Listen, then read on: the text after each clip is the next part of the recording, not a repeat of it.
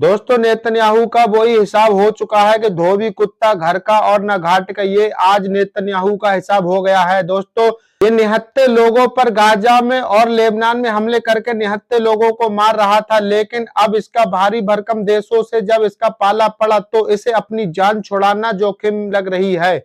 Iran इसको हर तरफ से मार रहा था, लेकिन अब इसने तुर्की से पंगा ले लिया। तो ये अर्दोगान ने कहा है कि हम इसको जड़ से खत्म कर देंगे। ऐसा होगा कि नक्शे में पता नहीं चलेगा कि इजराइल था या नहीं था। लेकिन तुर्की का डर नेतन्याहू को इस तरह सता रहा है कि उसने कहा कि हम डोनाल्ड ट्रंप से तुर्की की शिकायत करेंगे। दोस्तों बिना पप्पा के तो ये कुछ कर ही नहीं सकता। अब ये डोनाल्ड ट्रंप से तुर्की के तो ये अर्दोगान की शिकायत करेगा। दोस्तों ईरान से कहीं ज्यादा पावरफुल है तुर्की, तो इसे डर सता रहा है कि तुर्की पे अगर मैंने हमला किया तो तुर्की मुझे पूरे तरीके से नष्ट कर देगा। तुर्की के सामने बचाने के लिए अमेरिका नहीं आएगा, क्योंकि नाटो का सदस्य तुर्की और अमेरिका दोनों हैं। अगर तुर्की इजराइल से जंग हो जाती है तो अमेरिका तुर्की का साथ देगा, क्योंकि नाटो का सदस्य है और अमेरिका इजराइल का साथ नहीं दे सकता। अगर अमेरिका ने इजराइल का साथ दिया तो नाटो के सदस्य अमेरिका को एक तरफ छोड़ देंगे, तो इसलिए मजबूरी है कि उसे तुर्की का साथ देना होगा। तुर्की के पास भी भारी मात्रा में बैलिस्टिक मिसाइल है और उसके फाइटर जेट है जो खुद अपने देश में वो बनाता है, और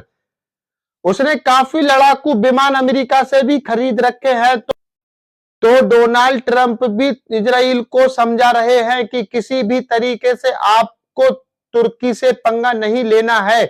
अगर आपने तुर्की से पंगा लिया तो आप कहीं मुंह दिखाने के लायक नहीं रहेंगे। दोस्तों ये कितना तीरंदाज समझता था नेतन्याहू अपने आप को निहत्थे लोगों पर बमबारी करके। अब इसको ईरान ने मारा है और अब ये तुर्की से पिटने के लिए राजी हो चुका है। देखना है कि तुर्की से ये पीछे हटता है या जंग में कूद जाता है, लेकिन ऐसा लगता नहीं कि ये तुर्की से जंग लड़ पाएगा, क्योंकि अगर ये तुर्की से जंग लड़ता तो ये तुर्की की शिकायत अमेरिका के पास लेकर नहीं जाता, और अमेरिका यही चाहेगा कि कैसे तुर्की से जंग ना हो। दोस्तों अमेरिका और ईरान के हमले अब रुक चुके हैं। अब स्टेट ऑफ हॉर्मुज जल डमरू मध्यम की बात कतर में होगी। कल कतर में मीटिंग होनी है और कतर ईरान को $6 अरब देगा। अब ये मीटिंग में देखना यह है कि इसका क्या रिजल्ट निकलता है, लेकिन एक दूसरे देश पर अब हमले बंद हो चुके हैं और नेतन्याहू नहीं चाहता कि किसी भी तरीके से हमले बंद हो। अब नेतन्याहू देखते हैं कि क्या चाल खेलता है कि